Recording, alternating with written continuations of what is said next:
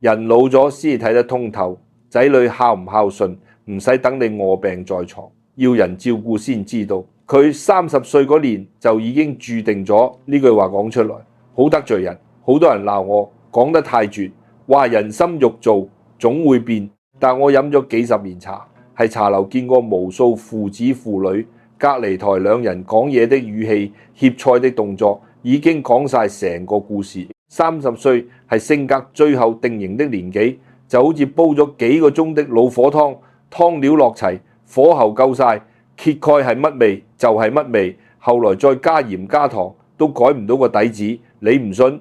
我講2個老街坊的真人真事，一個個仔做大律師，一個個仔做裝修，2種結局，你聽完就知我講得有冇道理。我識個舊街坊何伯，以前係九巴揸荃灣線，一揸30幾年，天未光出門，收工返屋企，對腳腫到拖鞋都着唔入。佢老婆係製衣廠做車衣，2公婆加埋萬幾蚊人工，湊大個仔志明。志明細個讀書好叻，年年考頭3名。何伯2公婆慳到骨，本來逢禮拜六都去蓮香樓飲茶，係一周最開心的時光。自從志明升中要補習，一堂400蚊，何伯二話不說戒咗飲茶，一戒3年。90年代400蚊對巴士司機來講唔係細數，要捱好幾個通宵先賺到。但何伯冇怨言，淨係話自己揸巴士一世，唔想個仔跟住捱，等佢將來坐寫字樓唔使捱更抵嘢。志明都爭氣，考到大學法律系，畢業後係中環做律師。收到通知書那日，何伯專登請我去蓮香樓飲茶，隔3年再返舊地。佢坐低時手都微微震，眼紅紅話：阿飛，我揸一世巴士冇用，但係我個仔以後係中環做律師啊！我睇得出佢孭咗幾十年的壓力，終於鬆咗。當時都替佢開心，話終於可以等仔孝順享福。何伯當時都係咁以為。轉眼志明30歲，呢一年佢識咗個女朋友，打算結婚後一齊移居外地發展。佢食晚飯時輕描淡寫講呢件事，好似講聽日要去買菜一樣。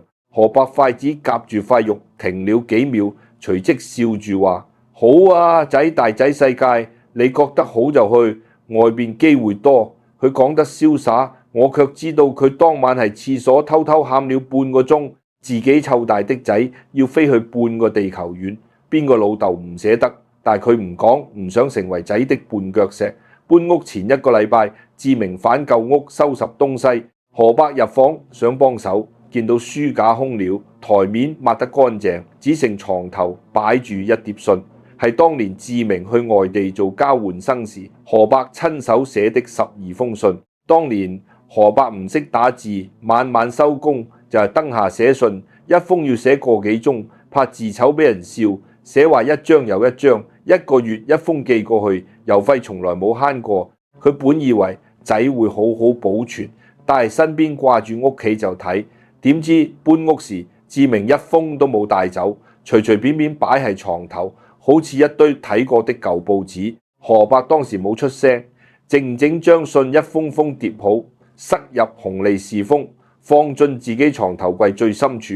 呢件事佢係5年後飲茶飲到半醉先至同我講。而家志明係外地買了樓，成了家，1年返香港1次，留1個禮拜就走。我問何伯平時點聯絡，佢淡笑一下，話1個月傾1次視像，多數係孫仔喺旁邊玩平板電腦，志明就企喺廚房後面，公式化問2句：身體如何，夠唔夠錢使？我話冇事，佢就叫我早啲唞，跟住收線，全程唔夠10分鐘。我又問有冇俾家用，何伯靜了好耐，煙頭燒到手指都冇察覺，先緩緩話有，每個月8000蚊，銀行過數準時到不得了，1號一定入帳，從來唔遲。佢頓了頓，嘆口大氣，望住街外。阿飛，講句真心話，我寧願佢唔俾呢8000蚊，換佢同我傾半個鐘計。好多人會話每個月俾8000仲唔孝順，好多後生仔幾百蚊都唔俾啊。但係孝唔孝，從來唔係淨睇錢，錢係責任，唔係掛念。佢按時俾錢，係覺得這是義務，該做的都做足，但唔會掛住。你今日有冇散步？最近有冇咳？一個人食飯夠唔夠營養？做父母的一定聽得出呢種關心係標準答案，好似做功課一樣，做完就收工，半分多餘的溫度都冇。你唔可以話佢唔孝，但係你心知肚明，你係佢心入面早就唔係第一位。我仲記得志明當年係外地結婚，何伯兩公婆坐10幾個鐘飛機過去，仲專登去深水埗做了套新西裝，想俾仔爭面。點知去到婚禮現場，全場都係外地賓客，講的話一句聽唔懂。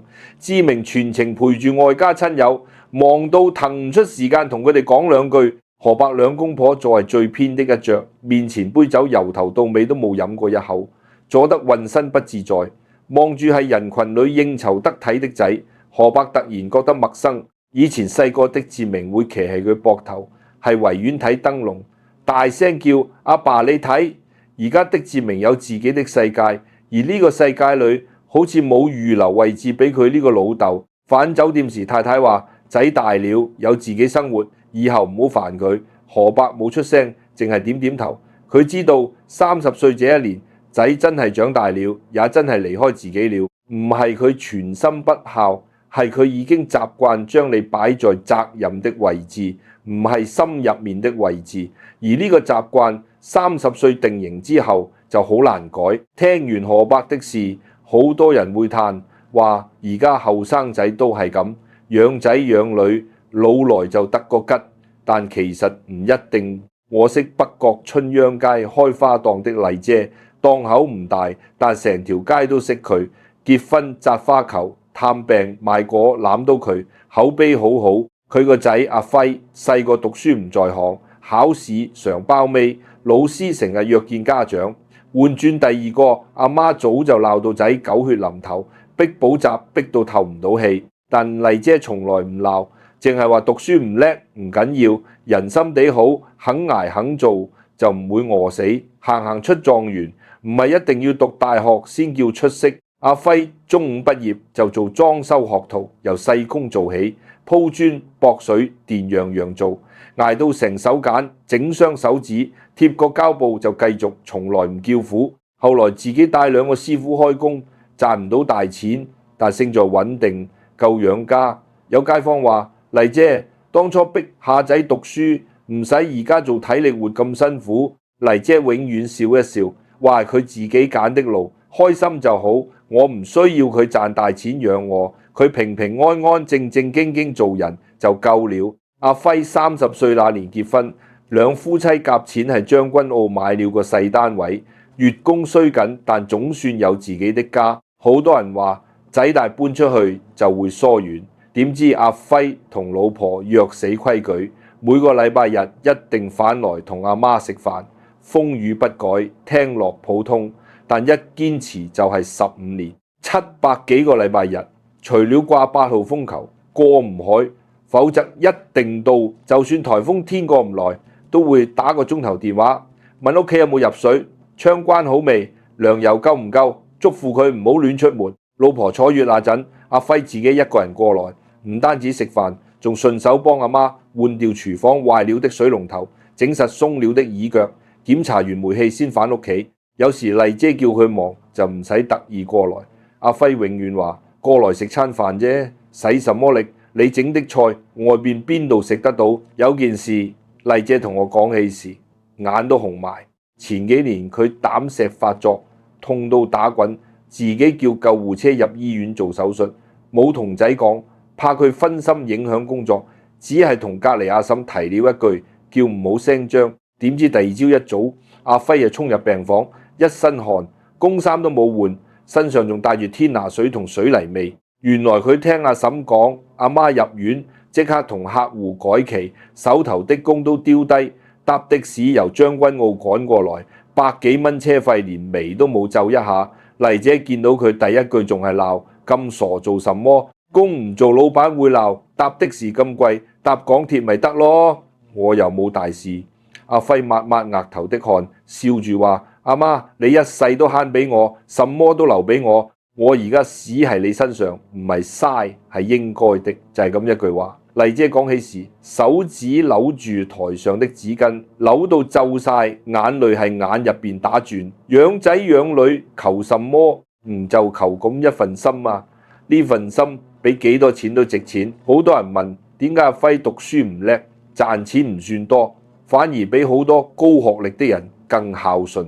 其實孝唔孝，從來唔係睇學歷、睇收入，係睇細個時你有冇將關心人呢樣嘢種落佢心入面。麗姐從來唔同仔講，我為你犧牲咗幾多，淨係默默咁做。細個阿輝睇到的係阿媽對客人有禮，對鄰居熱心，落雨幫隔離鋪收衫，街市見人跌嘢一定蹲低幫手執。記得阿輝8、9歲時，麗姐喺街市跌了滿袋橙，滾到周圍都係。阿輝二話不說，蹲低幫手執，一個個撿入袋，仲用自己校服袖將每個橙都抹乾淨，先遞俾阿媽。呢啲小事教係教不來的，仔睇住你點樣做人，點樣對人，自然就會學到。阿輝30歲，決定每個禮拜返來食飯，唔係一時興起，也唔係做俾人睇，係從細養成的習慣。阿媽永遠要掛住，屋企永遠要返呢個習慣，細個種落去。30歲定型，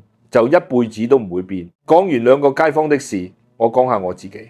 其實我唔係什麼好老豆，後生時成日覺得自己做的事好重要，寫稿做節目，每日返屋企就轉入書房關埋門，好似入面係另一個世界，任何人都唔可以打擾。女細個時考試第幾，同邊個要好，學校有什麼趣事，我一概唔知。太太同我講佢學校的事，我聽2句就不耐煩，話你處理啦，我仲有稿趕。我當時覺得賺錢養家，俾佢讀書衣食無憂，就盡了做老豆的責任，仲以為血濃於水，父女天生就親，唔需要特意維繫。點知根本唔係親情呢樣嘢，你唔澆水唔施肥唔用心打理，遲早會枯。我印象最深的係女中3那年，有一日放學，佢拿住幅畫，興沖沖衝入書房，眼閃閃發光，話：阿爸，你睇我畫嘅海，老師話畫得好，貼係學校走廊啊！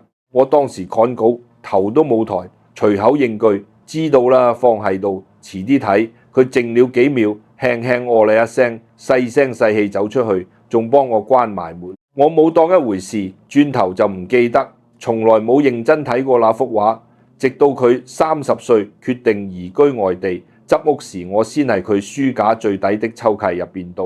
藍藍的一片海，海上面有隻好細好細的帆船，遠到幾乎睇唔見，就好似漂喺茫茫大海入邊，冇人理也冇人問。我拿住幅畫坐喺地上成個鐘，突然明白支細船係佢，片大海就係我。佢細個時好想行入我的世界，同我分享開心。但我永遠關住扇門，1次2次冇所謂，次數多了佢就學乖了，唔敢再打擾。慢慢咁佢有了自己的世界，而我呢個老豆就越推越後，最後變成一個符號，一份責任。佢同我講，移民決定那日我哋坐喺西環間舊茶餐廳，午市過後人多好靜，佢叫了杯凍檸茶，用匙羹攪了好耐，冰都溶得七七八八，先細細聲講出來。我當時個心吉噔一下，空了一塊。但我向來硬頸，唔識講軟話，更唔識認錯，仲裝出若無其事的樣子，話好啊，仔大仔世界，你覺得有發展就去自己照顧好自己。佢抬頭望我一眼，眼神好複雜，有失望也有釋然，好似早就估到我會咁講。其實我心裏好想講，唔好走啦，留喺香港啦。阿爸年紀大了，好掛住你，但我講唔出口。我哋依代父母好多都係咁，永遠將愛收埋，將關心變成責罵，將掛念變成沉默，以為不說對方就會懂，以為付出了就會有回報，點知唔講出口的心意，好多時候對方真係睇唔到也感受唔到。佢走咗之後，頭幾年我哋1年都講唔到幾次電話，每次都係佢打過來，公式化，問候身體，夠唔夠錢使，客氣得很。我主動打過去，佢都禮貌應對，但從來唔同我講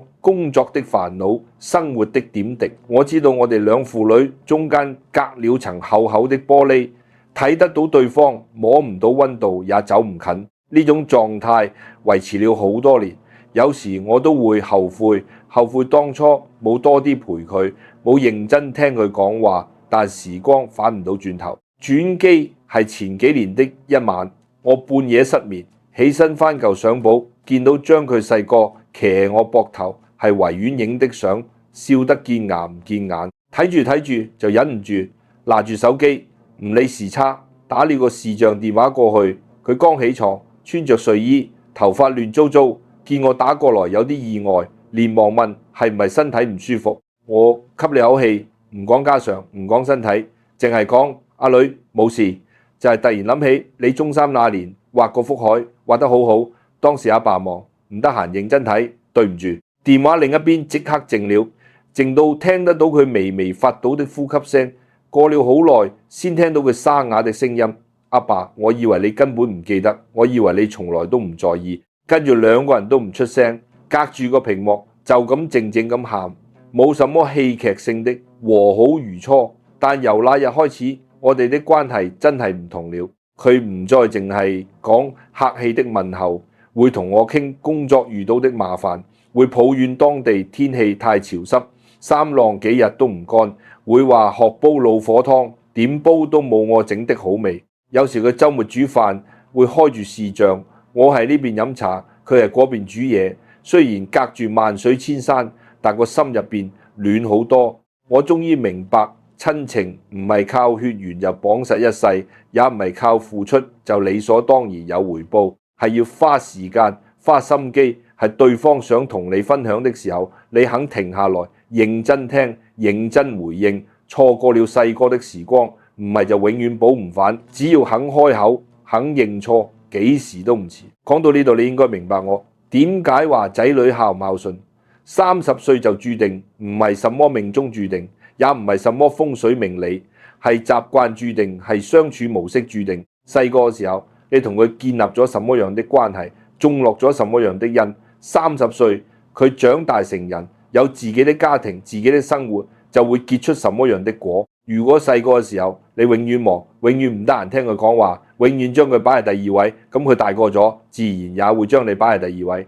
有空先至問候你，沒空就唔記得你。如果細個嘅時候你永遠只會同佢講我為你犧牲咗幾多，將所有付出都當成籌碼掛喺嘴邊，日日 show 俾佢聽，咁佢大個咗自然會覺得孝順就係還債，俾夠錢就叫盡責，唔會有真心的掛念。如果細個嘅時候你俾佢見到的係你對自己的阿爸阿媽好，係你對身邊的人有心，係你唔會將壞脾氣發喺親人身上，咁佢大個咗自然也會這樣對你。30歲就好似一個分水嶺，之前呢幾十年係你教佢做人，係你同佢建立關係。